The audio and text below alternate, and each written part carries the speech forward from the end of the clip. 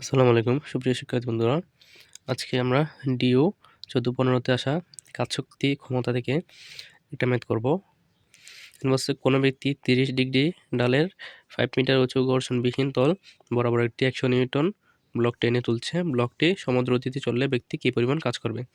তাহলে আমরা যদি প্রথমে একটা চিত্র আঁকি, বলছে যে 30 ডিগ্রি কোণে, তাহলে 30 ডিগ্রি আমরা যদি চিত্র আঁকি, মনে করলাম যে এটা হচ্ছে 30 ডিগ্রি কোণ এবং বলছে কি 5 মিটার উঁচু, তার মানে কি এখানে উচ্চতাটা হচ্ছে যে 5 মিটার ঘর্ষণবিহীন, তার মানে কি কোনো ঘর্ষণ নেই, তল বরাবর একটি 100 নিউটন ব্লক টেনে তুলছে।